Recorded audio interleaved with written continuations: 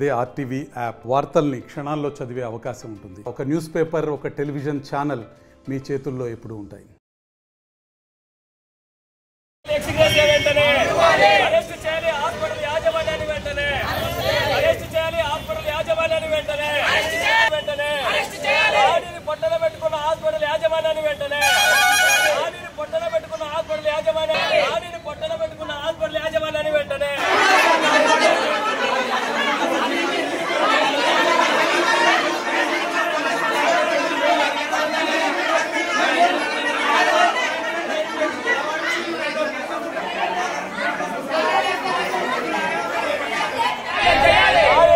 మృతుడు నాని కుటుంబానికి మృతుడు నాని పట్ల అమీలి హాస్పిటల్ యాజమాన్యం హాస్పిటల్లో నిన్న మధ్యాహ్నం నాని అనేటువంటి వ్యక్తిని హాస్పిటల్ అంబులెన్స్ ద్వారా దాంతో యాక్సిడెంట్ చేసి చంపడం అనేటువంటి జరిగింది. ఈ హాస్పిటల్ వాళ్ళు చంపడం అనేటువంటిది మొదటి దఫా ఏం కాదు, చాలా సార్లు ఈ రకంగా జరుగుతూ ఉంది. యాక్సిడెంట్ చేస్తూ ఉన్నారు, వాళ్ళ కాళ్ళు చేతులు పోయేలాగా చేస్తూ ఉన్నారు. చివరికి ఈ రోజు మనిషి ప్రాణాన్నే తీసేటువంటి పరిస్థితి ఉంది.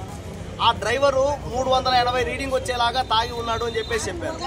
నిన్న లైసెన్స్ లేనటువంటి డ్రైవర్ ని అంబులెన్స్ కు ఎలా పెడతారు యాజమాన్యం అని చెప్పేసి మేము అడుగుతా ఉన్నాం. నిన్న మధ్యాహ్నం జరిగితే పోలీసులు ఇప్పటిదాకా కేసు నమోదు చేయలేదు. హాస్పిటల్ యాజమాన్యం పైన ఎలాంటి చర్యలు తీసుకోలేదు. వాళ్ళు చేస్తున్నది ఏమంటే శవంతో ఈరోజు బేరమాడేటువంటి ప్రయత్నం చేస్తున్నారు. చనిపోయేటువంటి వ్యక్తి చనిపోయాడు, ఆయనకు దాదాపు 4 పిల్లలు ఉన్నారు, 3 ఆడపిల్లలు, ఒక అబ్బాయి. వీళ్ళకు లక్ష పాడేస్తాం కాబట్టి మీరు మాట్లాడుకోకుండా అరవకోకుండా బయటికి పోండి అని చెప్పి మాట్లాడుతున్నారు అని చెప్పేసి చెప్పారు. అంటే ప్రజల ప్రాణాలంటే ఈ అమీలియా యాజమాన్యానికి ఏమాత్రం లెక్కలేదు అని చెప్పి దీన్ని బట్టి అర్థమవుతా ఉంది.